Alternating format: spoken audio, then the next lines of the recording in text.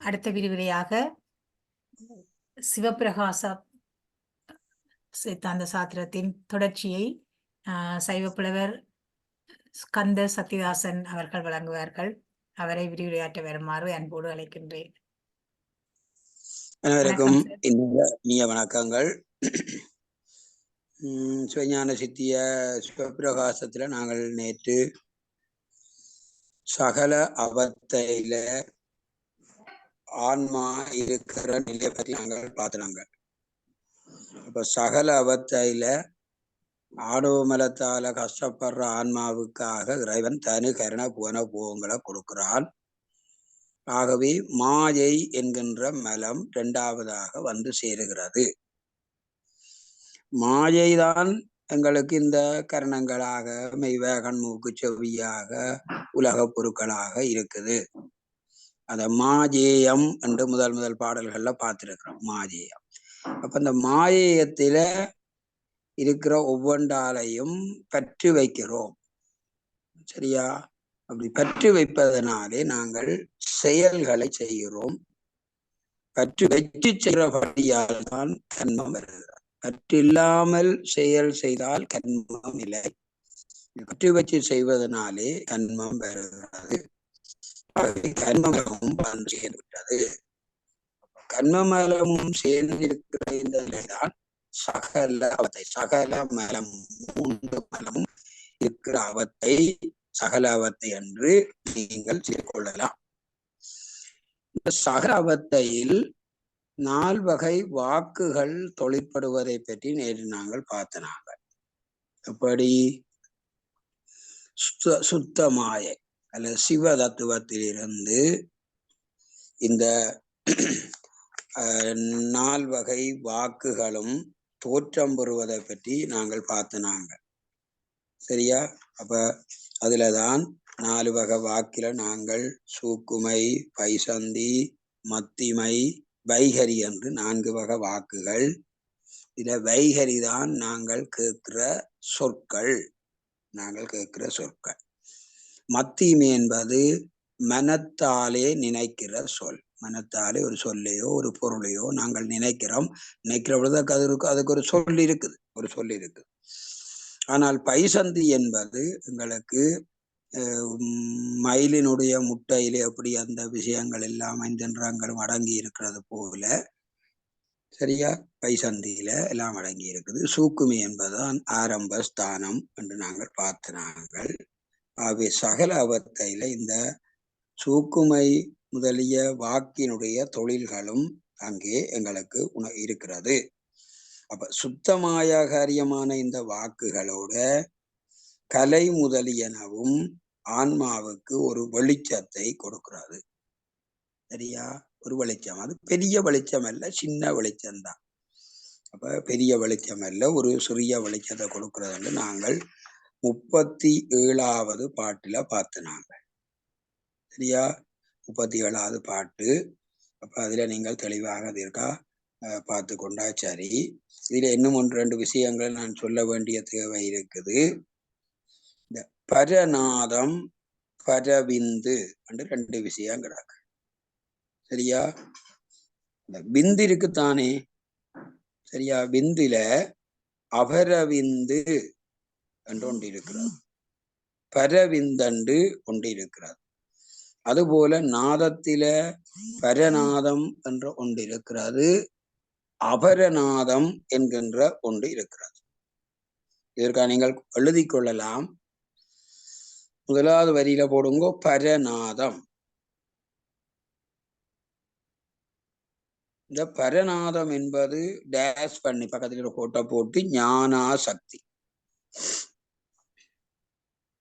கீழுக்கு பரவிந்து என்று போடுங்கோ. இந்த பரவிந்து கிரியா சக்தி.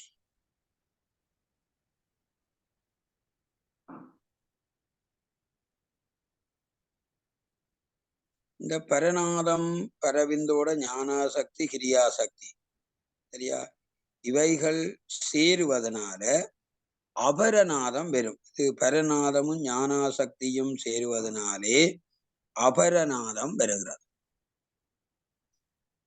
முதலாவது பரஞானமும் நாதமும் ஞானாசக்தியும் சேர்வதனால அபரநாதம் பெறுகிறது. அதை போலே பரவிந்தும் கிரியாசக்தியும் சேர்வதனாலே அபரவிந்து வருகிறது.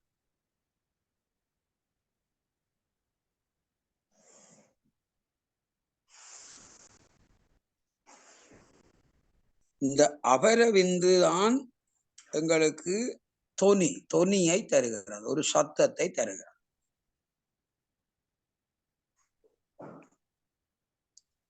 அந்த சத்தம் வெறும் சத்தம், அதுல எழுத்தோ சொல்லோ வராது, எழுத்தும் வராது சொல்லும் வராது. அந்த தொனி எங்களுடைய நாக்கிலே அன்னத்திலே பல்லுகளுக்குள்ளே பாட்டுகிற பொழுது அந்த அசைவின் பொழுதுதான் அது ஒவ்வொரு எழுத்தாகவும் ஆனா ஆவன்னா ஈனா ஈ ஊ என்று எழுத்தாயும் சொல்லாயும் வரும், எல்லா வகையான சொல். அப்ப அபரவிந்திலிருந்து தொனியும் வருகிறது. அந்த தொனியில இருந்து சரியா ஒரு வகையில அபரவிந்தெல்லாம் வருது. அக்கரங்கள் வருது. அக்கரமண்டா இந்த ஆனா ஆவன்னா ஈனாண்டு எழுத்தெல்லாம் வரும். அது தமிழ் எழுத்து அல்ல, ஆங்கில எழுத்தையும் நீங்க சொல்லலாம், சமஸ்கிருத எழுத்தையும் சொல்லலாம், அதை நீங்கள் உச்சரிக்கிறீர்கள். அப்ப இந்த எழுத்து அல்லது அதுல இருக்கிற சொல்லை நாங்கள் பன்ன ரூபம் என்று சொல்லுவோம். பன்னா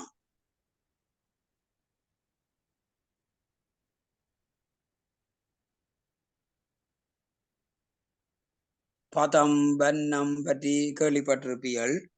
6 வகையாக இருக்கிறது பொருட்பிரபஞ்சம், சொற்பிரபஞ்சத்தில். அதுல வண்ண ரூபமாக அவை இருக்கிறது.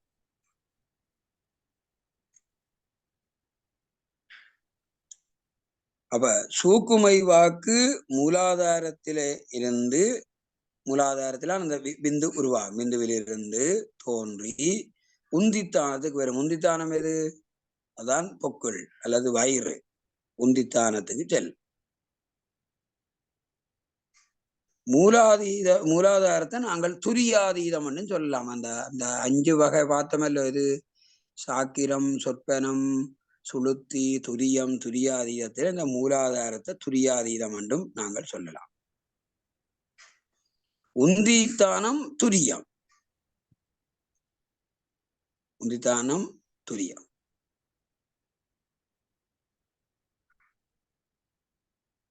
சரியா?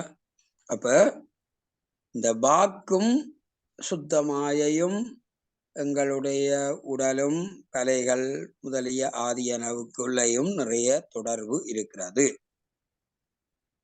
அப்ப இந்த பாடலுடைய சாராம்சத்தை திரும்ப சொல்றேன்.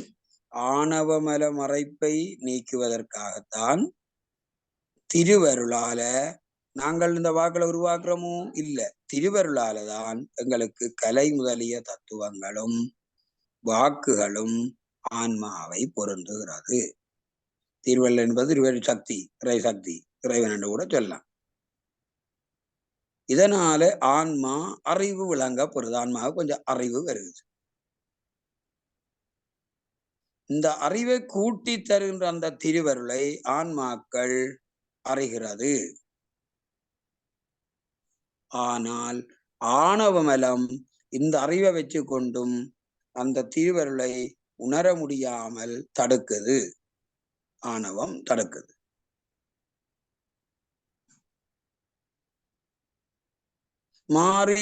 மாயையின் இயல்பு என்ன செய்யும்?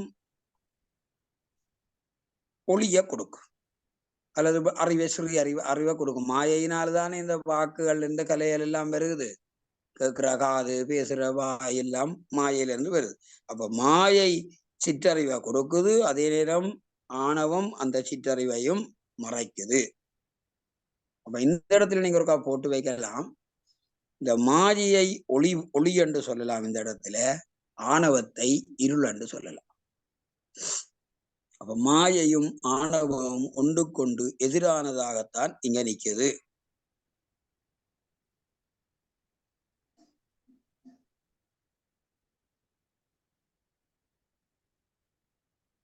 சரியா? இனி நாங்கள் பார்க்க போறது 38வது பாட்டு. நேற்று சொன்ன அந்த 4 வகை வாக்குகளையும் தான் இங்க அதுக்குள்ள அடுத்த பாட்டுகளாலையும் சொல்லி கொண்டு போறார். இந்த 38வது பாடல்ல பைசந்தி, மத்திமை, வைகரி அந்த வாக்கினுடைய தொழிலை பற்றி சொல்லிக்கிறார். நேற்று நாங்கள் இதை பற்றி வடிவா பார்த்துட்டோம். ஆனபடியால் பாட்டுக்குள்ளால நாங்கள் அதை விளங்கிக் கொள்றது கொஞ்சம் சுகமா இருக்கும். 38வது பாடலை பாருங்கோ. வந்தடைந்து பின்னமாய் வண்ணங்கள் தோற்றம் வரும் அடைவுபட ஒடுக்கி மயில் அண்ட சலம் நீர். சரியா? அண்டசம், அண்டசம் அண்டா முட்டை, அண்டசம் என்றால் முட்டை. இந்த ஆங்கிலேயர் அண்டர்சன் என்று ஒரு பெயர் வச்சிருக்கிறார்கள். சரியா? அண்டர்சன் என்றும் ஆக்களுக்கு பெயர் வைக்கணும், என்ன கருத்துல வைக்கணுமோ தெரியாது. இங்கிலாந்து பக்கத்துல இருக்கிறாக்கள் ஒரு கதை ஆராய்ஞ்சு பார்க்கலாம். சரியா? அண்டசமண்டா இஞ்ச முட்டை. அப்ப மயில் அண்ட சலம் நேர் சிந்தைதனில் உணர்வாகும் பைசந்தி உயிரின் சேர்ந்து வரும் அவை மருவும் உரு எவையும் தெரித்து முந்தியிடும் செவியில் உறாது, செவியில கேட்காது, உள்ளுணர்வாய் ஓசை முழங்கி எடும் மத்திமை தான். வைகரியில் உதானன் பந்தமுறும் உயிரணைந்து வந்த மொழி செவியின்பால் அணைய நினைந்த பொருள் பகரும் தானே. சரியா? செவியின்பால அது சேர கால கேட்கக்கூடிய இருக்க அது நாங்கள் நினைச்ச பொருளை சொல்லுவோம். சொல்லுகிற பொழுது அதை பல பேர் நினைக்கிறார்கள், அந்த பொருளை பல பேர் நினைக்கிறார்கள் என்பது இந்த பாடலினுடைய துணியாக இருக்குது. சரியா? அப்ப இந்த பாடலுடைய பொருளை நாங்கள் பார்த்தால், வந்து அடைந்து அந்த சூக்குமை வாக்கு உந்தித்தானத்தை சென்றடைந்து. சரியா? உந்தி என்றால் பொக்குள் என்று சொன்னான். வயிறு, பொக்குள், மணிபூரகம் என்று கூட சொல்லுகிறார்கள். சரியா? வண்ணங்கள் பின்னமாய் தோற்றம் பெறும் அடைபட ஒடுக்கி. வண்ணங்கள் பின்னமாய் தோற்றம், அதாவது அக்கரங்கள், அக்கரம் என்றா ஆனா ஆவண்ணா என்ற எழுத்து முழுக்களும் பெறும். வேறு வேறாக பிரிந்து தோன்றும் முறைமை பொருந்தி இருக்கும்படி ஒடுங்கி இருக்கும். சரியா? அந்த ஆனா இதென்று தெரியாது, ஆனால் அதெல்லாம் எப்படி என்றால் மயில் அண்ட சலம் நேர். நேற்று நான் சொன்னேன் மயிலின் முட்டை. மயிலின் முட்டையில தரித்திடுகின்ற அந்த நீர்ல எப்படி அந்த மயிலுக்குரிய அத்தனை நிறங்களும் அத்தனை வடிவங்களும் அங்கே சூக்குமமாக இருக்கிறதோ அதுபோலதான் வயிற்றிலே, சரியா, வயிற்றுத்தானத்தில இந்த எழுத்துக்களும் சூக்குமமாக இருக்கிறது. சிந்தை தனில் உணர்வாகும் இருதயத்தானத்தில். சிந்தி என்றோன்னு நாங்கள் எல்லாரும் நெஞ்சத்தானே சொல்றோம். இருதயத்தானத்தில் சிந்தையிலே நிர்விகற்ப உணர்வுக்கு ஏதுவாக. சரியா? நிர்விகற்பம் என்று பார்த்தோம். விகற்பம் என்றால் வித்தியாசமான சிந்தனை வரும், நிர்விகற்பம் என்றால் அப்படி வித்தியாசமான சிந்தனை இல்லை. அப்ப இருதயத்தானத்தில சிந்தையில நிர்விகற்ப உணர்வுக்கு ஏதுவாக இந்த சொல்லுகள் நீக்கும். பைசந்தி, அப்பொழுது அதை பைசந்தி என்று நாங்கள் சொல்லுகிறோம். சரியா? உயிரில் சேர்ந்து வரும் அவை மருவும் உருகவையும் தெரித்து.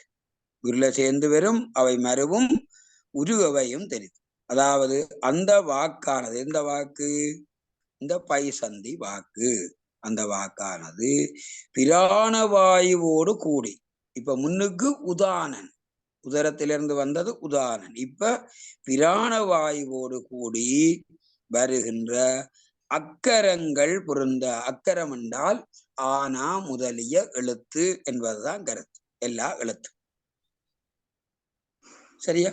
அக்கரங்கள் பொருந்த சூக்கும ரூபங்கள் எல்லாவற்றையும் வேறு வேறாக பிரிக்கும். சூக்குமான வடிவத்தை அது வேறு வேறாக பிரிக்கும். முந்தியிடும் செவியில் உறாது. செவியில இது கேட்காது. சரியா? செவியில இது கேட்காது. நாங்கள் சரியா? நினைக்கவே இல்லை. நினைச்சால் அது செவியில கேட்கும். இப்ப மனதுக்குள்ள நீங்கள் சிவன் என்று நினைச்சால் அது காதுக்குள்ள கேட்கிற மாதிரி தான் உங்களுக்கு இருக்கும் அந்த சொல்லு. ஆனா அந்த நிலையும் இல்லை. அந்த நிலையும் இல்லை. சரியா? செவியில கேட்காமல் தான் மாத்திரம் உணர நிற்கும். சரியா? தான் மாத்திரம். அதான் சவிகற்ப உணர்வு என்று நாங்கள் பார்த்தனாங்க. ஓசை, ஓசை என்றா சத்தம், மெல்லோசையாய் முழங்கியிடும், கண்டத்திலே தொனிக்கும். இப்ப கண்டத்துக்கு வந்துட்டது இருதயஸ்தானம். அப்ப கண்டத்திலே இருக்கிற நிலையத்தான் மத்திமை என்று நாங்கள் சொல்லுகிறோம். சரியா? கண்டத்திலே இருக்கிறத மத்திமை. வைகரியில், வைகரி எனப்படும் நிலையில் இந்த உதானன், சரியா, பந்தமுறும் உயிரனைத்து வந்த மொழி. உதான வாயுவானது அகங்காரத்தால் செலுத்தப்படும். அகங்காரம் என்பது ஆணவத்தினுடைய ஒரு இயல்பு. ஆணவத்தினுடைய ஒரு இயல்பு. அகங்காரம் இல்லாமல் நாங்கள் பேசவும் இயலாது, கதைக்கவும் இயலாது. ஒரு வகையில இந்த உலகியல்ல நாங்கள் வாழ்வதற்கு அகங்காரம் தேவையானதாகத்தான் இருக்கு. அகங்காரம் தேவை. சரியா? செயற்படுறதுக்கு அகங்காரம் தேவையானதாக இருக்கு. சரியா? அப்ப அந்த அகங்காரத்தை அதுல பார்த்துக்கணும். அப்ப அகங்காரத்தால் செலுத்தப்படுகின்ற பிராண வாயுவை கூடுதலால வந்த வாக்குத்தான் இந்த வைகரி. அது எப்படி இருக்குமாம்? செவியின் பால் அணைய, செவியின் பால் அணைய. தன்னுடைய செவிக்கும் கேட்கும், பிறருடைய செவிக்கும் அது கேட்கும். தன்னுடைய செவிக்கும் கேட்குது, பிறருடைய செவிக்கும் அது கேட்குது. சரியா?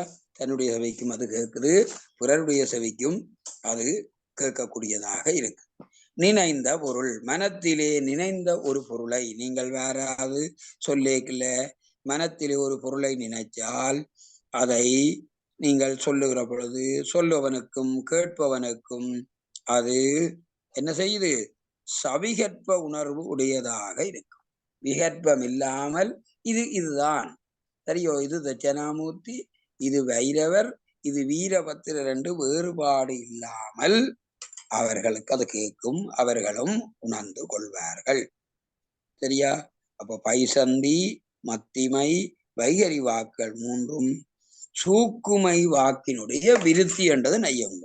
சூக்குமையினுடைய விருத்தி கொஞ்சம் கொஞ்சம் கொஞ்சமா வந்து எங்கட காது கேட்கக்கூடிய அறிவை தருவதாக இருக்கிறது. சரியா? அறிவை தருவதாக இருக்குது.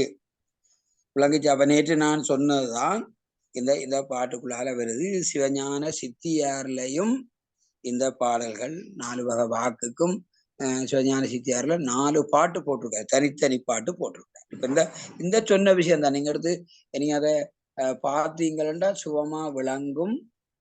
இப்ப நாங்கள் சொன்னதுதான் இந்த செவியில கேட்கக்கூடியதா, மற்றவை கேட்கக்கூடியதா, எங்களுக்கு சத்தமா பொருளை உணரக்கூடியதா இந்த வைகரி வருகுது என்றது ஒரு பாட்டிலே அப்படியே சொல்லிக்கிறார்.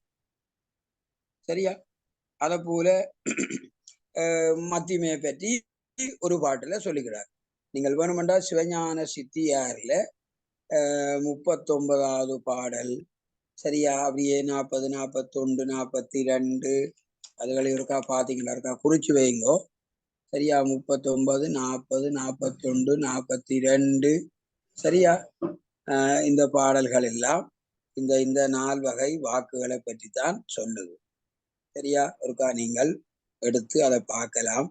நான் அந்த போன பதியம் வைர விழாவினுடைய மலர்ல கூட இந்த 4 வகை வாக்களை தான் கொஞ்சம் விவரமாக வடிவாக எழுதியிருக்கிறேன். அந்த வாக்குக்கு அங்காலே அது முற்றி அடைவதற்கு பற்றியும் வடிவாக சொல்லிக்கிறார். இந்த வாக்கு நான் வேறு வாக்கு வேறு நினைக்கிற நிலையை பற்றியும் அதுல தெளிவாக சொல்லியிருக்கிறோம்டா வாக்கின்ற முக்கியத்துவம். அப்ப சூக்குமை வாக்கு உந்தித்தானத்தை அடைந்து மயில் முட்டையில இருக்கிற நீர் போல அக்கரங்களை வேறு வேறாக பிரித்து சரியா தோன்றும் முறை பொருந்த ஒடுங்க சிந்தையிலே அது நிறைவேற்புணர்வுக்கு ஏதுவாக நிற்கிற நிலை அது பைசந்தி. பின்னுக்கு அந்த வாக்கு உதான வாயினுடைய தொழிற்பாட்டால அக்கரங்கள் பிரிந்து தோன்றுகிறது. அது பிறர் செவிக்கு கேளாவிட்டாலும் உள்ளடங்கிய உச்சரிப்பாயும் மெல்லோசையாயும் கண்டத்திலே தொனிக்கும். இதை மத்திமை என்று சொல்றோம். பின்பு அந்த வாக்கு மனத்திலே நினைந்த ஒரு பொருளை சொல்லும் தன் செவிக்கும் பிறர் செவிக்கும் கேட்கக்கூடியதாக சொல்லுவனுக்கும் கேட்பவனுக்கும் சவிகற்ப உணர்வு, விகற்ப உணர்வு அல்ல, சரியா? விகற்பம் என்றா வித்தியாசமான உணர்வு. விகற்ப உணர்வை உண்டாக்குவதற்கு ஏதுவாக இந்த வைகரி அமைஞ்சு காணப்படுகிறது. இதைத்தான் 38வது பாடல் சொல்லுகிறது. சரியா? அப்ப இங்க கிட்டத்தட்ட 3 வாக்குகளை ஒரு பாடல்ல அமைச்சிருக்கிறார். ஆனா சிவஞான சித்தியார் கொஞ்சம் விளக்கம் பண்ணபடியால 4 வாக்குக்கு 4 தனித்தனி பாடல்கள் இருக்கிறது. இதே கருத்து தான். சித்தாந்தம் என்றால் சைவ சித்தாந்தம் தான். ஒன்றுக்கொண்டு முரண்பாடு இருக்காது. ஒன்றுக்கொண்டு முரண்பாடு இருக்காது. நீங்கள் இன்றைக்கோ நாளைக்கோ சிவஞான சித்தியார் இருந்தால் இந்த பாடல்களை 39 அங்கேயும் 39 தான் வருது. அன்னைக்கு 39வது பாடல்ல இருந்து நீங்கள் பார்த்தீங்கள் என்றால் கொஞ்சம் இன்னும் உங்களுக்கு விளங்கும். சித்தியார்ல செயலாக்க இருக்கிற கேள்விக்கும் நீங்கள் விடையளித்துக் கொள்ளலாம். சரி, அதுக்கு அடுத்தபடியாக நாங்கள் இப்ப 39வது பாடலுக்கு நாங்கள் போகிறோம். அப்ப ஆன்மாவினுடைய அறிவு விளங்குகிற வகையும் இந்த கலை வித்தைகளினுடைய தொழிலையும் இந்த 39வது பாடல் சொல்லுகிறது. சரியா? ஆன்மாவுக்கு அறிவு எப்படி விளங்குகிறது, அடுத்தது அசுத்தமாயில் இருக்கிற கலை வித்தைகளின் தொழில் என்ன என்பதை பற்றி, சரியா? அல்லது செயல், தொழில் என்று சொல்ற விட செயல் சொல்ல, செயல் தொழில் ரெண்டும் ஒன்றுதான். சரியா? சொல்லுகிறார். இப்ப 39வது பாடலை நாங்கள் ஒருக்கா பார்ப்போம். இத்தகமை இறையருளால் உயிர் அறியும் அறிவுக்கு ஈடாக வாடாதே ஈர் இரண்டின் உரைத்த வித்தை முதல் ஐவரான் விளங்கு ஞானம் மேவியிடும் என உரைப்பர் அசுத்தமாய. இந்த காலநீர் வித்தை கலையராகும் புருடன் எல்லாம் அசுத்தமாய என்று தத்துவாங்க. வைத்தகலை தான் மூலமலம் சிறிதே நீங்கி, மூலமலம் என்ற ஆணாமலம் மருவும் வகை தெரிவிக்கும் வாயில்களின் பயனை புத்தி தர வித்தை இடை நின்று அறிவை உயிர்க்கு பொருந்தியிடும் வகை புணரும் புனித சக்தி புணர்ந்தே. புனித சக்தி புணர்ந்தே. அப்ப இந்த சிவபெரம்பொருளினுடைய அருளினாலதான் உயிர் அறியும் அறிவுக்கு தக்கவாறு தவிராமல் 4 வகை வாக்குகளாலும் முன்னே கூறப்பட்டிருக்கிற இந்த சுத்த வித்தை முதலிய ஐவகை தலைவர். சரியா? சுத்த வித்தை, சரியா? அது கலை, ராகம், புருடன் விராத, சரியா? புருடன் உணர்றதா இருக்குது. சரியா? காலம், நியதி என்கின்ற இந்த ஐவகை தலைவர்களுடைய செயலாலும் விளங்குகின்ற பொருளை அறியும் அறிவு அவ்வுயிரத்தில பொருந்துகிறது. அந்த அறிவு உயிரத்தில பொருந்து. இப்ப நாங்கள் அந்த நிலையில இருந்து அறிகிறோம். சரியா? நாங்கள் அந்த இடத்துல இருந்துதான் அறிகிறோம். அசுத்தமாயினிடமாக தோன்றிய இந்த கலை, சரியா? அசுத்தமாயிலிருந்தான் கலை தோன்றும். அதை நெய்யுமாம் ஆணவத்தை சிறிது நீக்கும். சரியா? ஆணவத்தினுடைய அளவை கொஞ்சம் குறைக்கும். குறைச்சி பொருள் உணர்வை பொருந்துமாறு இந்த உயிரினுடைய தொழிலாற்றலை கொஞ்சம் விளக்கும். அப்ப கலை என்ன செய்யும் என்றால் ஆணவத்தினுடைய சக்தியை கொஞ்சம் குறைக்குது. ஆணவத்தை கொஞ்சம் அடக்குகிறது. சரியா? அடக்கி உயிரினுடைய தொழிலாற்றலை அது விளக்கும். வித்தை என்ன செய்யும்? பொறிகளின் வாயிலாக பொருந்தும் பொருளை, பொறி என்றா என்ன? ஐம்பொறி தானே. மெய்வாய் கண் மூக்கு செவி ஐம்பொறி, அதான் பொறி. அப்ப பொறியால வருகின்ற அந்த அறிவை, அதனுடைய பொருளை புத்தி உறுதிப்படுத்துகிறது. சரியா? நாங்கள் ஒன்றை காதால கேட்கிறோம், அதை என்ன பொருள் என்றதை புத்தி உறுதிப்படுத்து. சரியா? இது கயிறோ பாம்போ என்று சொன்னால் நாங்கள் கண்ணாலை ஒன்றை பார்த்து இது கயிறு தான் அல்லது பாம்பு தான் என்று புத்தியின் மூலமாக உறுதிப்படுத்து. சரியா? இந்த ஒரிஜினல் டூப்ளிகேட் இப்ப இருக்குதானே, பார்த்தால் ஒன்று மாதிரி இருக்கு. அப்ப புத்தி அங்க வேலை செய்துதான் இல்ல இல்ல இது டூப்ளிகேட் இது ஒரிஜினல் என்று நாங்கள் பார்க்கிறோமல்லோ. அந்த செயற்பாடுதான், அதாவது சைவ சித்தாந்தம் வாழ்வியல் நடைமுறையோட எங்களோட இருக்குது. அதை நீங்கள் நடைமுறையோட பார்த்து கொள்ளும். சரியா? அப்ப புத்தி என்னையும் இதை உறுதிப்படுத்தி கொடுக்க உயிருக்கு இந்த புத்திக்கும் இடையே நின்று பொருளினுடைய உணர்வை உயிர் பொருந்துகிறது. சரியா?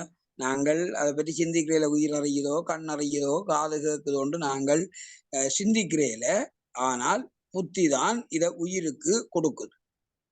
அப்ப உயிர் என்னையும் அறிவை சுட்டி நிற்கும். இதுல ஒன்று தெளிவா விளங்கி கொள்ளுங்கோ. கண் பார்க்குதென்று நாங்கள் சொல்லக்கூடாது, காது கேட்குதென்று நாங்கள் சொல்லக்கூடாது. சரியா?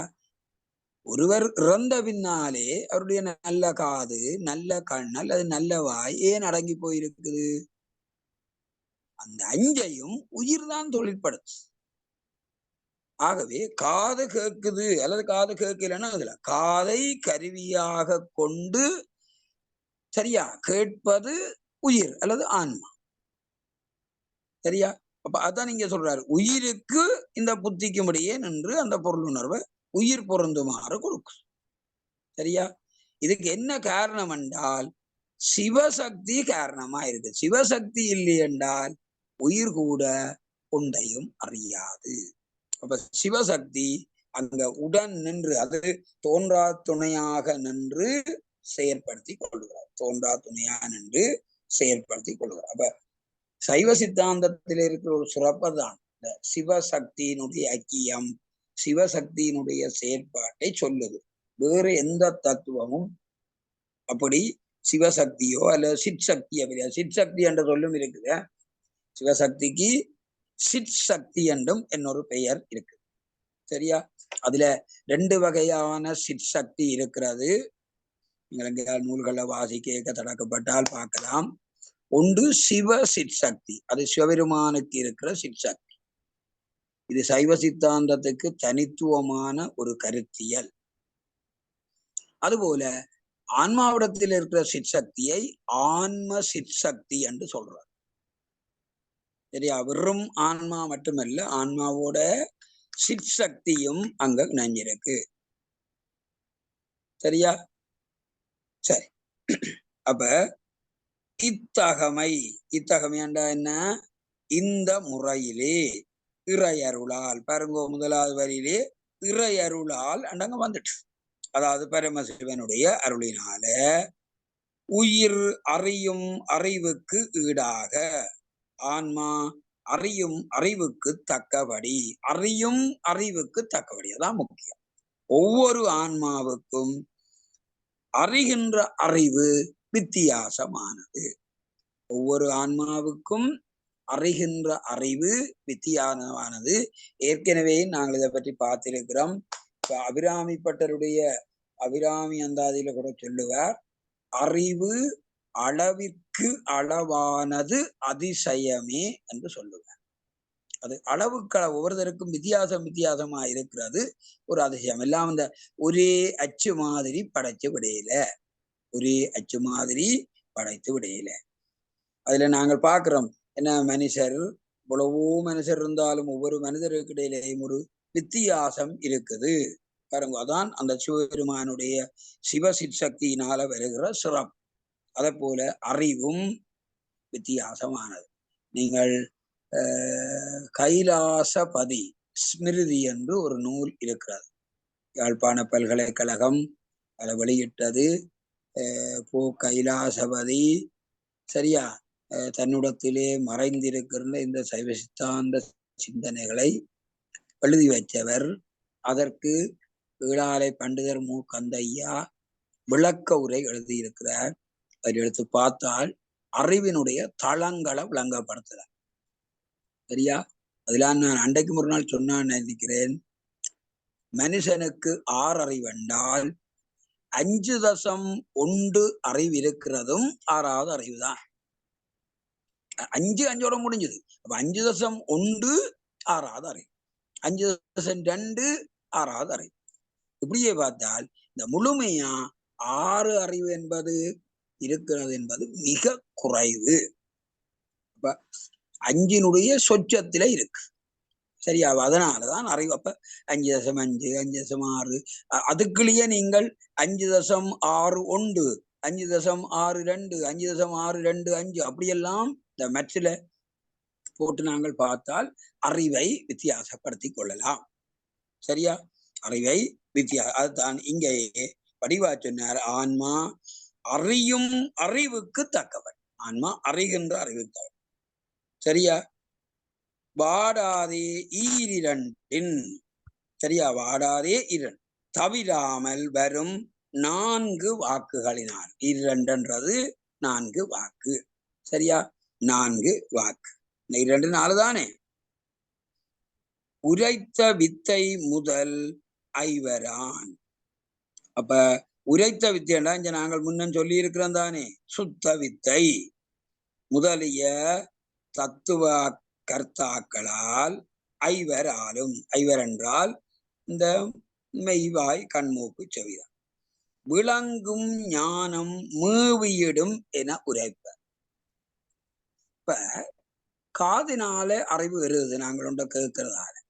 கண்ணால பார்த்து நாங்கள் அறிகிறோம். அறிவெண்டா வரும் புத்தக அறிவன் நச்சிராதெங்கோ. சிலதை தொட்டுத்தான் நாங்கள் உணர்றோம்.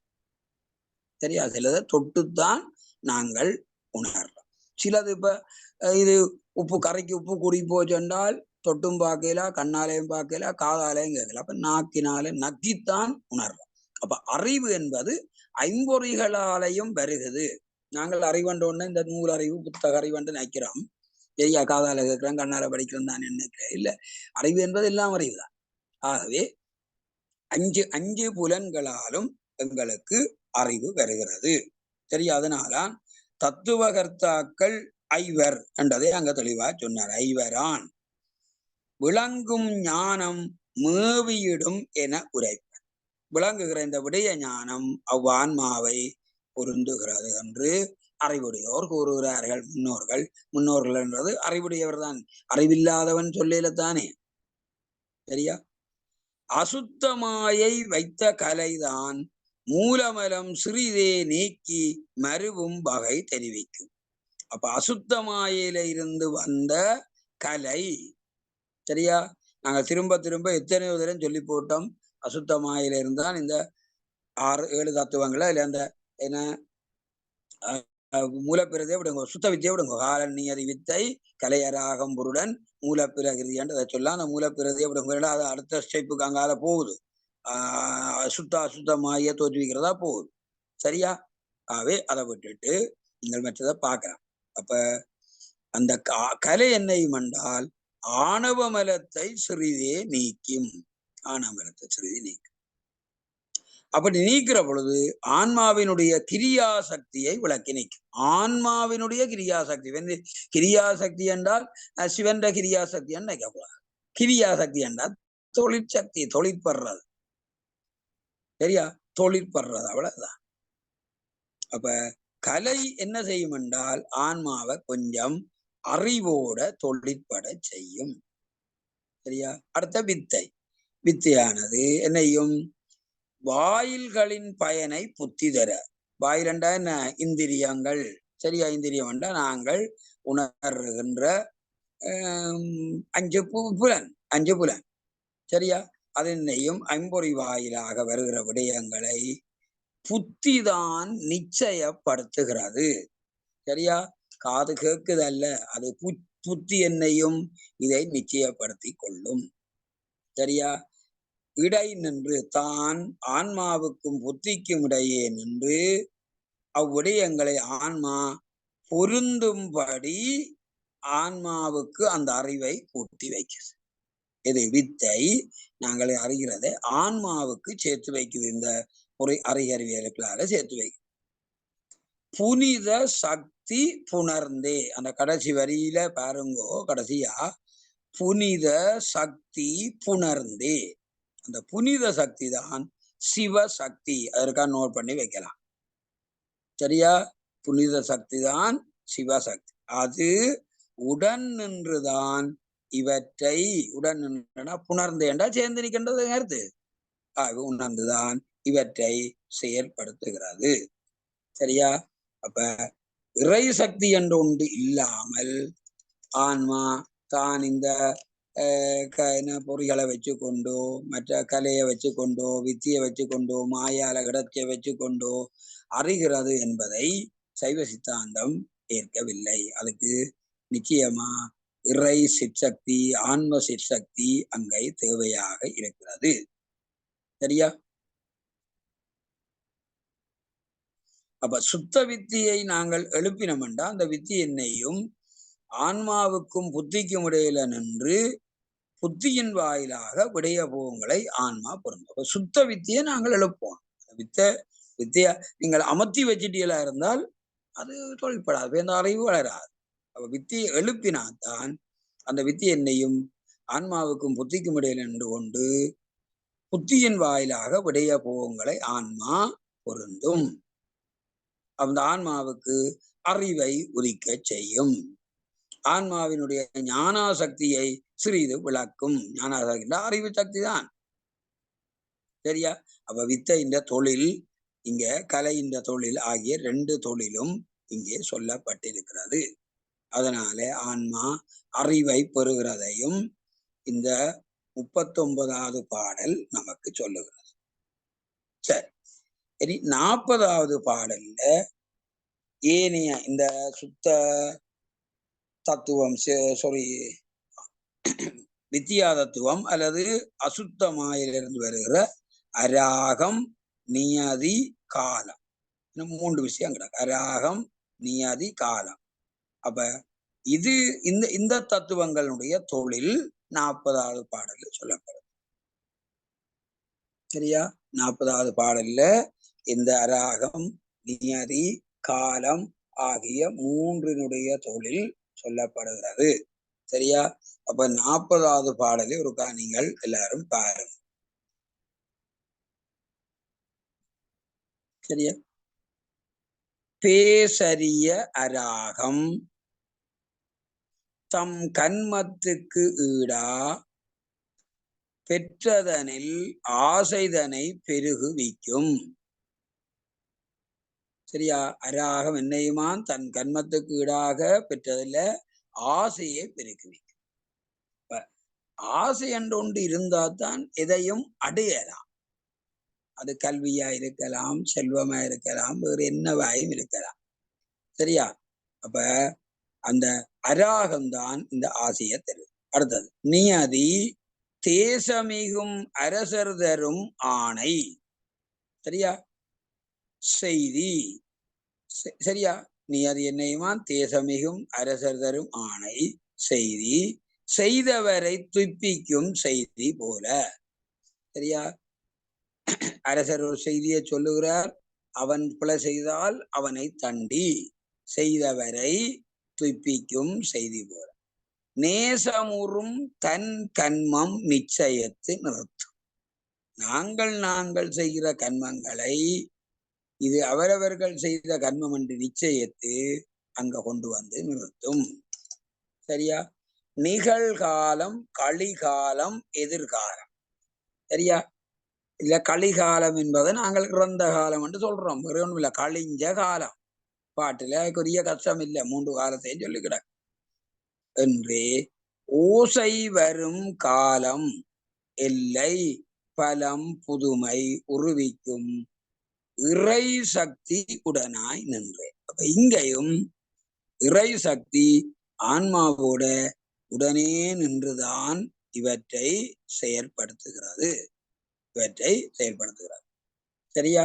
அப்ப நாங்கள் இந்த அராக தத்துவம் என்ன இதாம், உயிர்கள் தம்முடைய வினைக்கீடாக பெற்ற நுகர்வில இச்சையை மிகர்விக்கும். இச்சை என்றது ஆசை.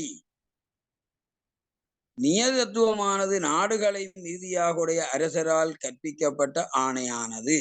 சரியா? அரசு நாடுகளை என்றது அரசன் நாட்டை ஆள்றோன் தானே அரசன். அவை அரசனுடைய ஆணையால் அரசனுடைய சொன்னை வினை செய்தவரின் தன்மைக்கு ஏற்ப அவ்வினை பயனை தந்தரலும். அப்படி அரசன் என்ற சொல்லு செயற்படுத்துது. ஒருதனை பாராட்டுவான், இன்னொருவனை கொல்லுவான், ஒருவனுக்கு தண்டனை கொடுப்பான். சரியா? இப்படி ஒருவன் நாடு கடத்துவான், அரசனுடைய சொல்லு. அதை போல வினை செய்தவரின் தன்மைக்கேற்ப அந்த வினை பயனை தந்தருடும்.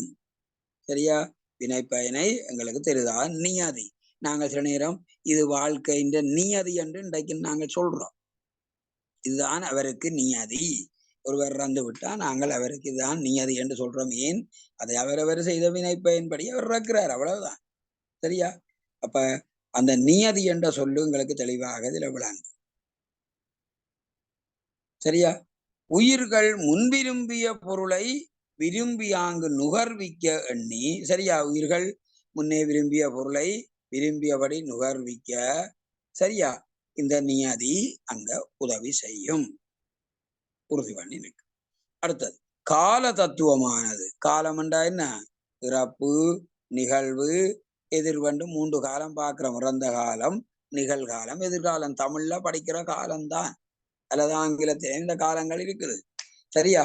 அப்ப கால தத்துவம் என்பது அதுதான். காலம் என்றால் நீங்கள் நேரம் சொல்லலாம், நாள் சொல்லலாம், வாரம் சொல்லலாம், மாதம் சொல்லலாம், வருடம் சொல்லலாம், அப்படி யுகம் வரைக்கும் காலம்தான். சரியா? இப்ப நாங்கள் காலம் என்று போட்டு டேட்டையும் நேரத்தையும் தானே அநேகமா போடுறோம். ஆனா காலம் என்பது இந்த கால தத்துவம், அதாவது டைம் தான் அந்த காலம். சரியா? அது பெரிய நேரமாயும் இருக்கலாம், சின்ன நேரமாயும் இருக்கலாம். அப்ப நேரம் என்றோன்னு நாங்கள் இந்த 24 மணித்தியாலத்துக்கு அடக்க பார்க்கிறோம், அப்படி அல்ல. சரியா? இப்ப நேரம் என்பது ஒரு நாளும் நேரம்தான். சரியா? ஒரு வாரமும் நேரம்தான். அதுல ஒருக்கா நீங்கள் தெளிவாக விளங்கி கொண்டீங்கன்னா சரி.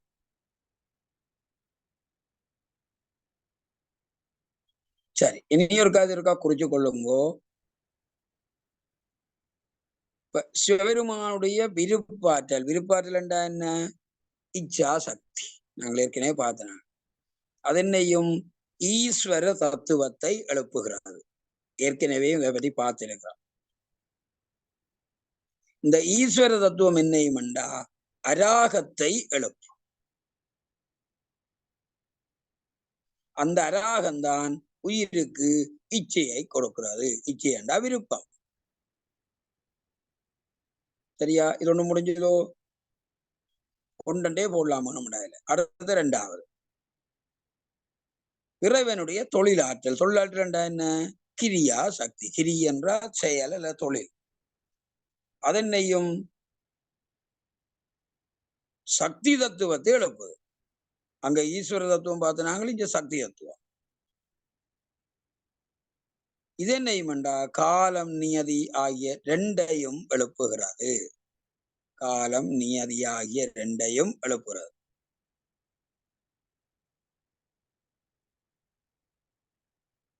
காலம் என்ன செய்யும்? அவரவர் செய்த வினைப்பயனை அவரோட சேர்த்து வைக்கும். சரியா? இந்த காலம் என்ற சொல்ல நாங்கள் நடைமுறையில பயன்படுத்துறோம். சரியா? ஒருவருக்கு மரணம் வந்தால் என்ன, ஆக்சிடென்ட் வந்தால் என்ன, சரியா, வேற துன்பம் வந்தால் என்ன, கால பலன் என்று நாங்கள் சொல்றோம் இல்லோ. காலத்தின் பலன். நல்லதுக்கும் காலபலன் தான், கெட்டதுக்கு மட்டும் இல்லை. நாங்கள் கெட்டது தான் நினைமா காலபலன் சொல்றோம், நல்லதும் காலபலன். அப்ப விளங்குதா காலம்? சரியா? இப்ப சைவ சித்தாந்தம் சாதாரணமான மனிதர்கள், தமிழ் மக்களுக்கு ஓரளவுக்கு தெரியுது. சரியா? இங்க யாழ்ப்பாணத்திலே ஓரளவுக்கு இந்த சொல்லுகளை பயன்படுத்துகிறார்கள். அது சைவ சித்தாந்த சிந்தனை தான். நியதி என்ன செய்யும்? அவரவர் செய்த வினைப்பயனை அவரவர் தவறாமலும், சரியா, மிகுதியாக குறைவில்லாமலும் திக்க செய்யும். சரியா? நியதி என்றது அவருக்கு அதை உள்ளபடி கொடுக்கும். கூட்டியும் கொடுக்காது, குறைச்சும் கொடுக்காது. கூட்டியும் கொடுக்காது, குறைச்சும் கொடுக்காது. சரியா? அப்ப நாங்கள் இன்றைக்கு என்ன செய்யறோம் என்றால், எங்களுக்கு கூட விளையணும் என்றுதான் பல பேர் எதிர்பார்க்கிறார்கள். அது எதுவா இருந்தார். இப்ப தோட்டத்துல கொண்டு போய், சரியா, ஒரு மூட்டை நெல்லை விதைச்சால் ஒரு 10 மூட்டை நெல் விளைய வேணும் என்று நாங்கள் எதிர்பார்க்கிறோம். சரியா? ஒருவனுக்கு காசை கொடுத்தால் அந்த காசோட வட்டியையும் சேர்த்து தர வேணும் என்றுதான் எதிர்பார்க்கிறோம். கூட விளைய பிள்ளைகளுக்கு திருமணத்தை செய்து கொடுத்தா அவர்கள் சொட்டும் சந்தோஷமா வாழ்றதை எதிர்பார்க்க கூடாது. அங்கே என் ஒரு பிள்ளை குட்டி விளையணும் என்றுதான் எதிர்பார்க்க. ஆனால் சைவ சித்தாந்தத்தில சிவபெருமான் அவரவர்கள் செய்த அளவை கூட்டாமலும் குறைக்காமலும் அப்படியே கொடுக்கிறார். நாங்கள் என்ன நேரம் வேண்டா நல்லதண்டா எங்களுக்கு கூட வரணும் என்று எதிர்பார்க்கிறோம். கெட்டதுகள் என்றால் அது குறைய வேணும் அல்லது இல்லாமலே விடணும் என்று எதிர்பார்க்கிறோம். சரியா? அப்ப அது எவ்வளவு பிள்ளை ஒரு நீதிக்கு ஒரு நியாயத்துக்கு எவ்வளவு பிள்ளைன்றது. அப்ப நியதி என்ன செய்யும் என்றால் அதை கூடாமலும் குறையாமலும் அப்படியே அவருக்கு அதை கிடைக்க செய்யும். சரியா? அத இறைவன் கண்காணிக்கிறான். அப்ப இறை சக்தி கொண்டு இந்த ஆன்மாவோட சேர்ந்து நின்றுதான் இவற்றையெல்லாம் செயற்படுத்துது. சரியா? அடுத்தது இறந்த காலம் என்று பார்க்கிறோம். இறந்த காலம் என்றா முன்னைய காலம். ஒரு பொருளுடைய பழமையை நாங்கள் அறியோனும் அல்லது ஆக்கின்ற வயது கூட இவர் இன்றைக்கு 100 வருஷத்துக்கு மேல் பிறந்தவர், 50 வருஷத்துக்கு மேல் பிறந்தவர் நாங்கள் இன்றைக்கு எண்ணிக்கையிலே அதை சொல்றோம். சரியா? அப்ப அங்க காலத்தின் எல்லை எங்களுக்கு தெரிய வருது. இன்றைக்கு நாங்கள் என்னத்தை வேண்டுகிறோம் என்று அறிகிற பொழுது நிகழ்காலத்தினுடைய பயன்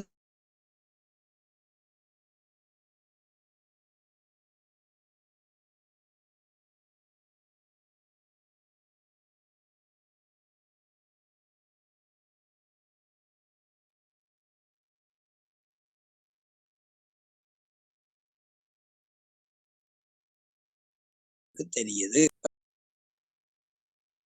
சாரி, ஒரு டெலிபோன் கால் வந்ததில் ஒன்றும் செய்யலாம் போச்சுது. சரி, அப்ப காலத்தினுடைய பயனை நாங்கள் இதுக்குள்ளாலே அறிகிறோம். அப்ப எதிர்காலத்துல என்ன நிகழுமோ என்ற ஒரு சிந்தனை நமக்கு. அப்ப இறந்த காலத்தினுடைய எல்லையை காட்டுது, நிகழ்காலம் பயனை காட்டுது, எதிர்காலம் புதுமையை எங்களுக்கு உணர்த்து. சரியா? அதனாலதான் காலம், எல்லை, பலம், புதுமை உருவிக்கும். சரியா? காலம் என்னைதாம் எல்லையையும் பலத்தையும் புதுமையையும், பலம் என்றா பயன் என்ற கருத்திலாம் வருது, உருவிக்கும். சரியா? ஓசை தர வரும். சரியா?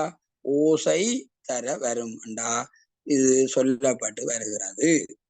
கடைசியா சக்தி உடனாய் நன்று. இது எல்லாவற்றிற்கும் இறை சக்தி உடனாக நிற்கிறது. சரியா? அப்ப எங்களோட செயற்பாடு எல்லாத்துக்கும் ஆன்மாவிடத்தில ஒரு இறை சக்தி, அது சித் சக்தி என்று நான் சொன்னான். அந்த சித் சக்தி உடனாக அங்க நிக்குது. சரியா? அப்ப இதுல வேறு இதன் விளங்காமல் இருக்கக்கூடிய சாத்தியம் ஒன்றுமில்லை. திருப்பி ஒருக்கா சாராம்சம் சொல்றேன். அராகம் என்னையும் வினைக்கேற்ப போகங்கள்ல இச்சையங்களுக்கு தரும், எழுதி வச்சிருக்கிறீர்கள். நியதி என்னையும் அவரவர் செய்த கர்மங்களை அவரவரே அனுபவிக்கும்படி நிச்சயம் செய்யும். சரியா? காலம் என்னையும் உயிர்கள் போகங்களை நுகர்கிற பொழுது அந்த காலம், நிகழ்காலம், எதிர்காலம் என 3 துறத்தில நின்று அதனுடைய எல்லையையும் பயனையும் அல்லது பலத்தையும் புதுமையையும் வரையறை செய்யும். அப்ப 40வது பாடல்ல அராகம், நியதி, காலம் என்கின்ற 3 தத்துவத்தினுடைய செயற்பாடு அல்லது தொழிற்பாடு அல்லது தொழில் அல்லது செய்கிற செயல் என்ன என்பது சொல்லப்படுது. சரியா? அதுக்கு அடுத்த பாடலையும் ஒன்று நாங்கள் பார்த்து விடுவோம். ஏனென்றால் இதுவும் இந்த அசுத்த மாயையினுடைய தத்துவம்தான். ஒன்று புருட தத்துவம், மற்றது பிரகிருதி தத்துவம். சரியா? இந்த புருடன் பிரகிருதி பற்றி நீங்கள் சாங்கியம் படிக்கலோ தெரியாது. சாங்கியம் என்று ஒரு தத்துவம் இருக்குது. அது காலத்தால முற்பட்டது. கிறிஸ்துக்கு முன் 4ஆம் நூற்றாண்டுல இந்த சாங்கிய கொள்கை இருந்திருக்கிறது. அந்த சாங்கிய கொள்கையில புருடன் பிரகிருதி என்ற ரெண்டு தான் உலகத்தில உள்ள பொருள் என்று சொல்லப்பட்டிருக்கிறது. இந்த சாங்கிய தத்துவம் கிட்டத்தட்ட சைவ சித்தாந்தத்துக்கு கிட்ட நிக்குது. கடவுளை பற்றி ஒன்றும் சொல்லல சாங்கியா, இருக்குன்னு சொல்லல, இல்லைன்னு சொல்லல. சரியா? என்னன்னு சொல்ல போனா சாங்கிய தத்துவம் இந்த இந்த பிரகிருதி இருக்குதானே, பிரகிருதியில இருந்து 24 தத்துவம் தோன்றுகிறது என்று சொல்லி இருக்கு. இப்ப சைவ சித்தாந்தம் சொல்ற இந்த மாயையினுடைய ஆன்ம தத்துவம் 24ம் இந்த சாங்கியம் சொல்ற 24 தத்துவம் ஒன்று.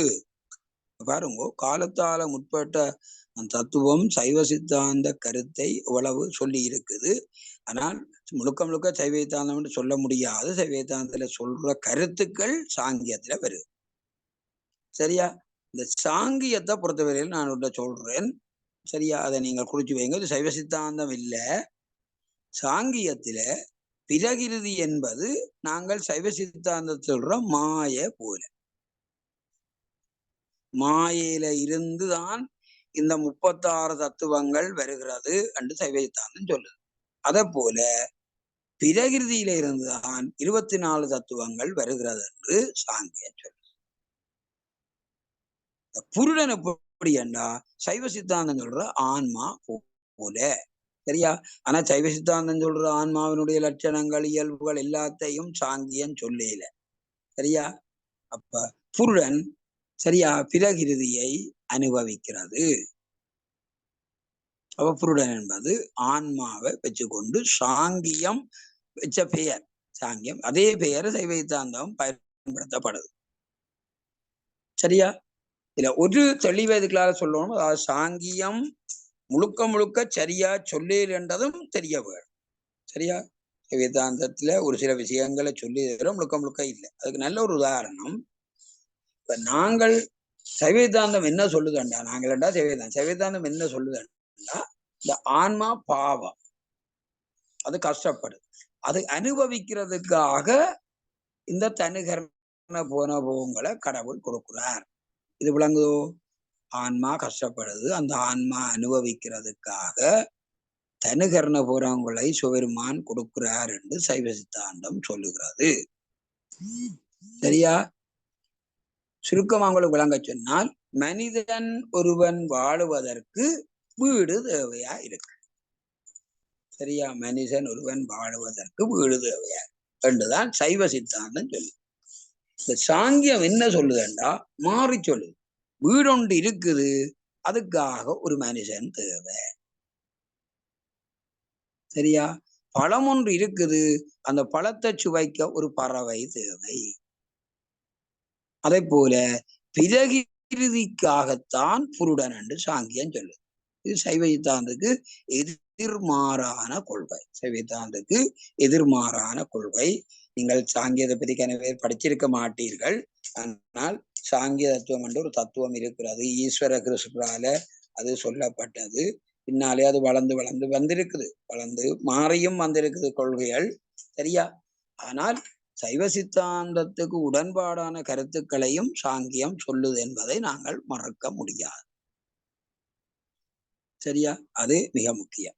சரி, அப்ப 41வது பாடல் இந்த புருடனை பற்றியும் பிரகிருதியை பற்றியும் தான் சொல்லுகிறது. சரியா? 41வது பாடலில் ஒரு பாரும். ஐவகையால் உறும் பயன்கள் நுகர வரும் காலம் அது புருட தத்துவம் என்று அறிந்திடுவர் அறிந்தோர். மெய் வகைய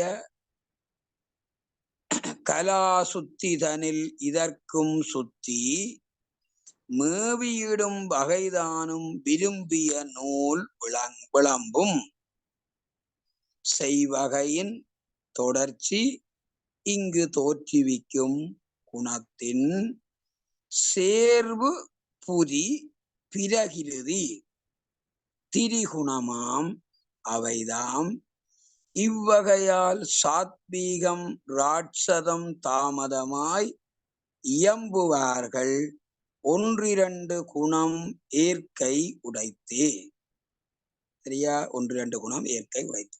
அப்ப கலை, வித்தை, அராகம், நியதி, காலம், இந்த 5 விஷயங்களை நாங்கள் ஏற்கனவே பார்த்தனாங்க. கலை, வித்தை, அராகம், நியதி, காலம், இவை ஒவ்வொன்றும் என்ன செய்யுதுன்னு இப்ப எங்களுக்கு தெரியும். சரியா? இந்த 5னுடைய துணையால தன்னிடத்தில பொருந்த வருகிற வினையினுடைய விளைவை உயிர் அனுபவிக்கிறது. அதனைத்தான் புருட தத்துவம் என்று நாங்கள் சொல்லுறோம். விளங்குச்சுதா? இந்த 5 வினையையும் சரியா உலகத்துல இந்த சொல்லி கர்மத்தால வார வினையையும் இந்த 5ஐயும் வச்சு கொண்டு 5னுடைய துணையால ஆன்மா அனுபவிக்க நினைக்குது. ஆகவே அதை புருட தத்துவம் என்று அறிஞர்கள் சொல்லுகிறார்கள். உடலில் 5வகையான கலாசோதனை செய்யும் இடத்து இப்புருட தத்துவத்திற்கு தூய்மை செய்யும் முறைமையினை விரும்பப்பட்ட சரியா ஆகமங்கள் இதை எடுத்து சொல்லுகிறது. சரியா? 5வகையான கலாசோதனை செய்யதான் இந்த புருட தத்துவத்திற்கு தூய்மை செய்கிற முறையினை இந்த ஆகமம் எடுத்து சொல்லு. முன் செய்த இருவினை பயனால் நடுக்க நாங்கள் பார்த்த நாங்கள் நல்வினை தீவினை அது முற்செய்த அதாவது சஞ்சித வினைதான். இருவினை பயனால் வரும் இன்ப துன்பங்களை இப்பொழுது உண்டாக்கும். இன்ப துன்பம் இப்ப உண்டாகுது. குணங்களின் கூட்டமாகிய பிரகிருதியான பிரகிருதியதாம் குணங்களினுடைய கூட்டம். எது குணம்? தாமசம், சாத்வீகம், ராட்சதம், 3 குணங்களினுடைய கூட்டம். சரியா? முக்குணம் உடையதாக இருக்கு. சரியா? அவை தம் செயல் வகையால் அந்த குணங்கள் என்னையும் செயல் வகையால் தான் இது சாத்வீகம், ராட்சதம், தாமதம் என சொல்லுகிறார்கள். சரியா? இவற்றுள் ஒவ்வொன்றும் இவ்விரண்டு குணங்களை பொருந்தும் இயல்பினை உடைத்தான். 2 குணங்களை ஒவ்வொன்றும் ஏற்றுக்கொள்ளுது. சரியா? அப்ப எல்லாருக்கும் 3 குணமும் இருக்குது. சில நேரத்தில சில குணம் மேலோங்கும். இயல்பாகவே இந்த 3 குணம் இருந்தாலும் சிலரிடத்தில ஒரு குணம் அநேகமாக காலங்களில தொழிற்பட்டு கொண்டு நிற்கும். சரியா? அப்ப 3 குணத்தில நல்ல குணம் சாத்வீக குணம், பொல்லாத குணம் ராட்சத குணம். சரியா? இவன் என்றார் ராட்சதன் போல நிற்கிறான். அவன் எந்த நேரமும் ராட்சதனா நிற்பான். சிலது என்னதான் அடி கொடுத்தாலும் அடிய வாங்கி கொண்டு வாய பொத்தினபடி அப்படியே இருப்பார்கள். அப்ப அது சாத்வீக குணம். சரியா?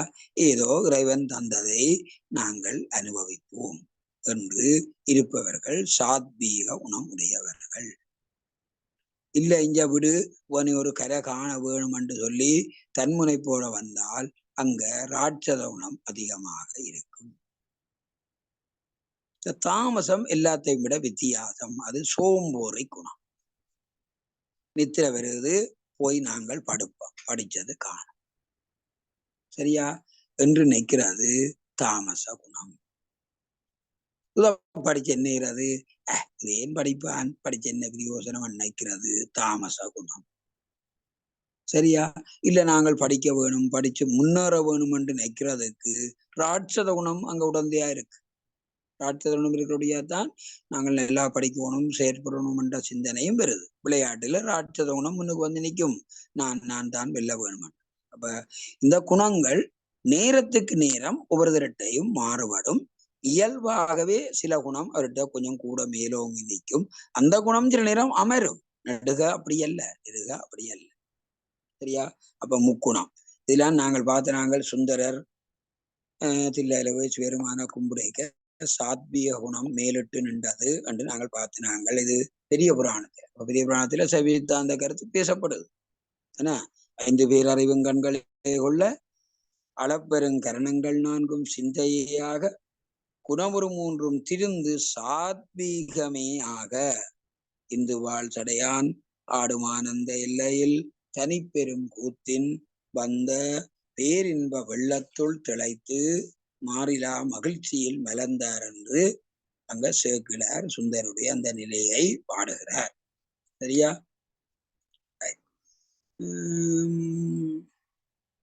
இதை வச்சு கொண்டு நான் முந்தையும் இருக்கா இதை பற்றி சொன்னான்னு நினைக்கிறேன். சரியா? சரி, இந்த பாண்ட பொருளை இன்னொருக்கா ஆழமா பார்த்து விடுவோம். ஐவகையால் உருபயன்கள் நுகர வரும் காலம் அது புருட தத்துவம் என்று அறிந்தோர் அறைந்திடுவர். அறைரண்டா சொல்லுகிறார். கலை, வித்தை, அராகம், நியதி, காலம் என்னும் ஐந்தினுடைய உபகாரத்தால்தான் தன்னிடத்திலே வந்து பொருந்துகின்ற வினைப்போகங்களை ஆன்மா அனுபவிக்க கருதும். அப்படி கருதுற நிலைதான் புருட தத்துவம். சரியா? அடுத்தது மெய்வகைய கலா சுத்திதனில் இதற்கும் சுத்தி மேவியிடும் வகைதானும் விரும்பிய நூல் விளம்பும். சரியா? அப்ப மெய் என்றது உடம்ப குறிக்குது, உண்மைன்னு நச்சிடக்கூடாது. அப்ப இந்த சரீரத்தில 5 வகையான கலாசோதனையை செய்கிற பொழுது இந்த புருட தத்துவத்திற்கு சுத்தி செய்கிறோம். சரியா? சுத்தி செய்கிற முறையை விரும்பப்பட்ட ஆகமங்கள் எங்களுக்கு சொல்லும். சரியா? எல்லா ஆகமும் சொல்லல. சரியா? சில ஆகமங்கள் இதை பற்றி சொல்லும்.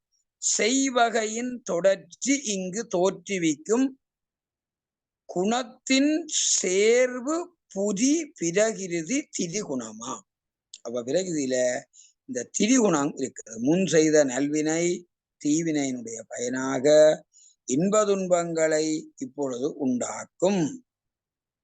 அது குணங்களின் சமூகம். சமூகம் என்றா சேர்க்கை என்பது கருத்து. ஒரு சமூகம் என்றா பலர் சேர்ந்ததுதானே சமூகம்.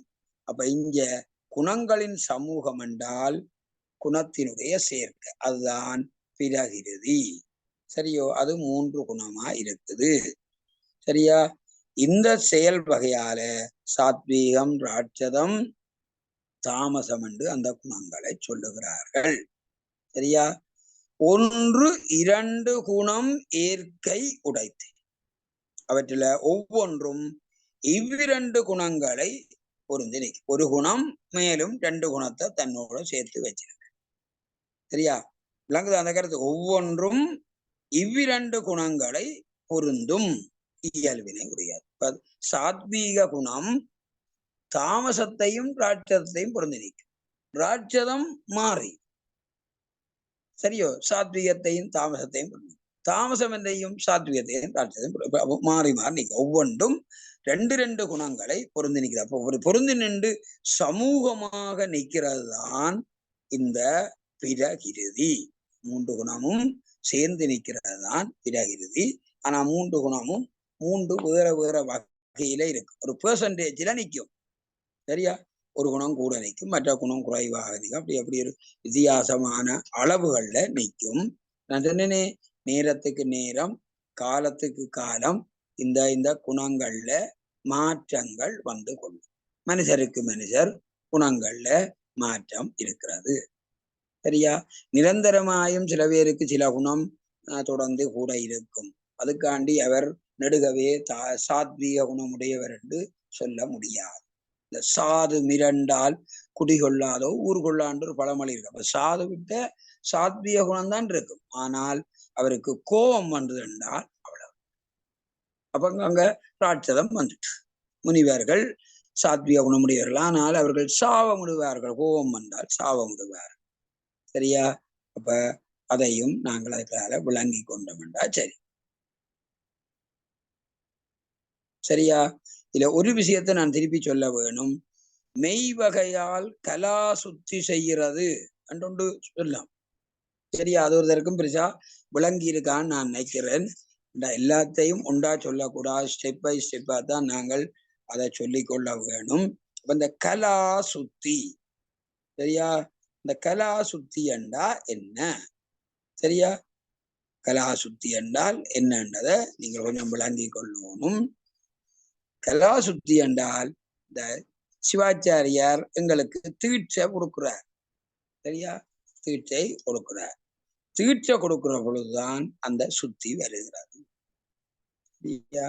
அதுக்காகத்தான் தீட்சியை நாங்கள் பெற வேணும் என்று சொல்லலாம். விளங்கிச்சுதா? இப்ப சைவ சங்கத்துல நிறைய விண்ணப்பங்கள் வந்திருந்தது. ஆனால் பல பேர் தீட்சை பெறையில்லை. அவர்கள் சோதனை எடுக்க முடியாது. சரியா? நேற்று நாங்கள் பார்த்தவங்க ஒதுக்கி வச்சிருக்கிறோம். இவையெல்லாம் தீட்சை எடுக்கல. இப்ப அவைக்கு அறிவிச்சிருக்கிறோம். நீங்கள் தீட்சை பெற்ற சான்றிதழை இணைச்சால் உங்களுக்கு சோதனை எடுக்க தகுதி இருக்கு. என்றால் தீட்சி என்பது மிக மிக முக்கியமான ஒன்று. ஆனா அதை பற்றி பல பேர் சிந்திப்பது கிடையாது. அதுக்கு ஒரு காரணம் இந்த என்னன்னு சொல்றது, மச்சம் மாமிசம் போன்றவற்றை சாப்பிடுறதுன்ற ஒரு பெரிய பிரச்சனை.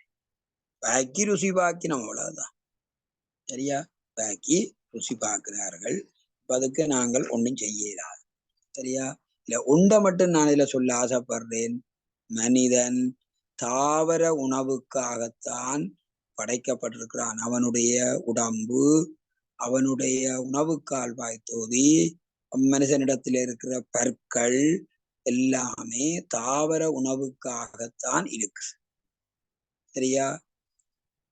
உங்களுக்கு தெரியும், நாய் மாமிசத்தை சாப்பிடுது. அதனால நாய்க்கு வேட்டை பல்லு இருக்குது, 4 பல்லு நீளமா ஆகுது. ஆனா மனுஷரிடத்துல வேட்டை பல்லு அப்படியே மட்டமா, மற்ற பல்லோட சோடியா வெட்டும் பல்லோடையும் கடவை பல்லோடையும் மட்டமா இருக்கு. ஏன்? மனிதன் மாமிசத்தை சாப்பிட வேண்டிய தேவை இல்லை. நீண்ட சிறுகுடல் இருக்கு, 21 அடி நீளம், 7 மீட்டர் நீளமான சிறுகுடல். இந்த தாவர உணவை சரியான முறையில சமீபாடுகளை செய்து உறிஞ்சுவதற்காக இருக்கு. அப்ப விஞ்ஞான ரீதியாக கூட மனிதன் தாவர உணவுக்காகத்தான் அவன் சரியா அமைக்கப்பட்டிருக்கிறான். சரியா? நாங்கள் இன்றைக்கு அதையெல்லாம் நாங்கள் மாத்திராண்டல்ல, அந்நிய சமயங்களுடைய தாக்கமும் இது ஒரு பெரிய பிரச்சனை இருக்கு. அந்நிய சமயங்களுடைய தாக்கமும் இதுல இருக்கு. சரியா? அது ஒரு பெரிய பிரச்சனை. ஒரு காலத்துல யாழ்ப்பாணம் அல்ல இலங்கையில ஒரு தனித்துவம் இருந்தது. இப்ப யாழ்ப்பாணத்திலேயே அந்நிய சமயங்கள் அங்க புகுந்து, ஏன் அவன் சாப்பிட்றான் நாங்கள் சாப்பிட்டால் என்ன என்ற ஒரு நிலப்பாடு எல்லாம் உடைய கணக்க வருது. சரியா? அது பெரிய பிரச்சனையான விஷயம். சரியோ? ஆனபடியால் இந்த தீட்சை செய்கிற பொழுது என்ன செய்யும் என்றால், இந்த நிவித்திகளை பிரதிஷ்டாகலை என்று நீங்கள் கேள்விப்பட்டிருப்பீர்கள். வித்தியாகலை, சாந்திகளை, சாந்தி தீயகலை என்று 5 கலை இருக்கு.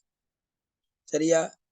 இந்த 5 கலையும் தீட்சை செய்கிற பொழுது சீடனுடைய அந்த சரீரத்தில சரியா அந்த கலா சோதனை நடக்குது. கலாண்டா இந்த கலை, பிரதிஷ்டாகலை, வித்தியாகலை, நிவிர்த்திகளை, சாந்திகளை, சாந்தி தீயகலை.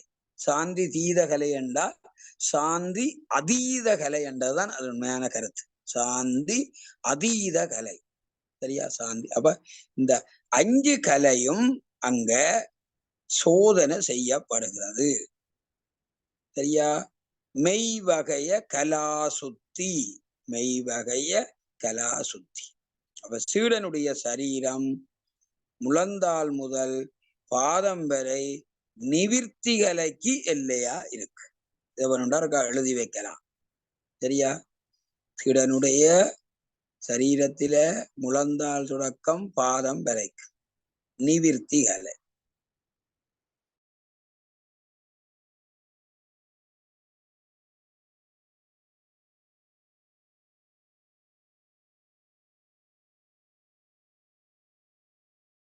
இதயம் முதல் நாவி வரை வித்தியா கலை. புருவம் முதல் இதயம் வரை சாந்தி கலை.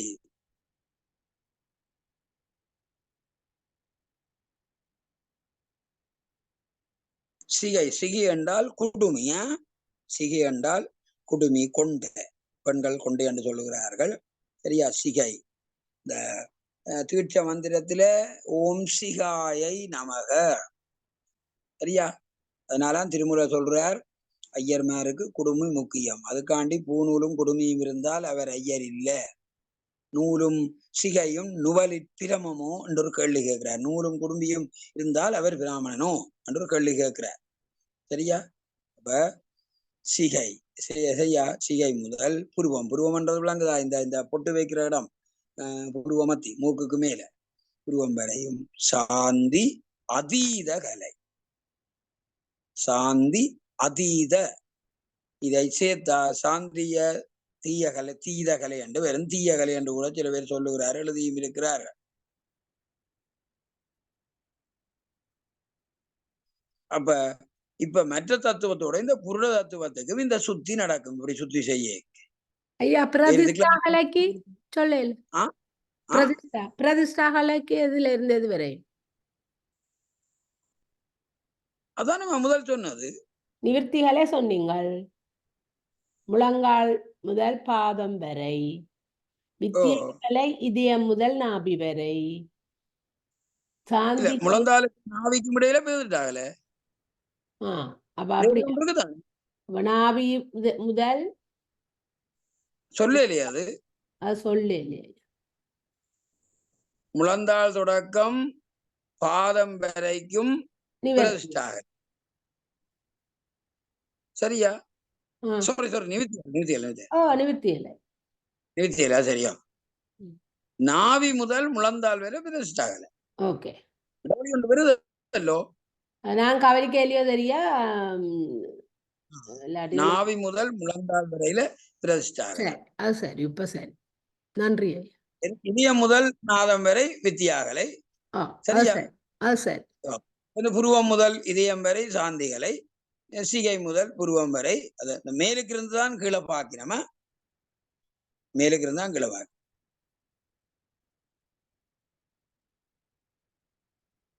அப்ப இந்த புருட தத்துவமும் ஏனைய இந்த தத்துவங்களோட சேர்த்து ஒன்றாகத்தான் எண்ணப்படுது. ஆகவே இந்த ஐவகை சுத்தி, மெய்வகைய கலா சுத்தி செய்கிற பொழுது இவை நீங்குகிறது என்பது அங்க வருது. சரியா? இன்னும் இதுல ஆழமா இருக்கமா இந்த நிவர்த்திகளில் அடங்கின தத்துவங்கள்ல இன்னும் ஆழமா கணக்க இருக்குது. இந்த 5 வகை கலை பற்றி சிவஞான சித்தியாரும் மிக தெளிவாக சொல்லுகிறது. சிவஞான சித்தியாரும் தெளிவாக சொல்லுகிறது. ஒவ்வொரு கலையிலையும் மேலும் 6 விடயங்கள் இருக்குது. ஒவ்வொரு கலையிலையும் மேலும் 6 விடயங்கள் இருக்குது. நான் வேணுமென்றால் அது இருக்கா படம் எடுத்து நாங்கள் போடலாம். சரியா? பார்த்ததை செய்யணும். அப்ப நிவித்தி கடையில பேர்ந்திருக்குது. பிருதிவி தத்துவம் இருக்குது, புவன தத்துவம் இருக்குது, வண்ணம் இருக்குது, பதம் இருக்குது, மந்திரம் இருக்கு, அதுக்கு தெய்வம் பிரம்மாவாகவும் இருக்கு. சரியா? அப்படி நிறைய விஷயம் அதுக்குள்ளால கிடக்கு. அது சிவஞான சித்தியாரதான் அதனுடைய விளக்கம் அதிகமாக இருக்கிறது. சிவஞான சித்தியார். சரியா? அப்ப இப்ப நீங்கள் இந்த ஐவகை கலைகளை கொஞ்சம் தெரிஞ்சு அது உடம்புல எப்படி எப்படி இருக்குதுன்றதை கொஞ்சம் நீங்கள் பார்க்கலாம். சரியா? மிச்சத்தை இருக்கா பேர்ந்து பார்ப்போம். சரி, நான் இப்ப இந்த கூட இன்றைக்கு நிப்பாட்டுறேன். கல்லிதன் கிடந்தா கொஞ்சம் பார்த்துட்டு தான் போகணும். சரியில்ல தானே?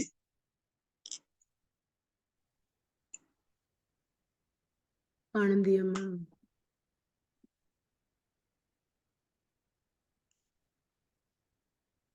ஆனந்தியம்மா அன்மியூட்.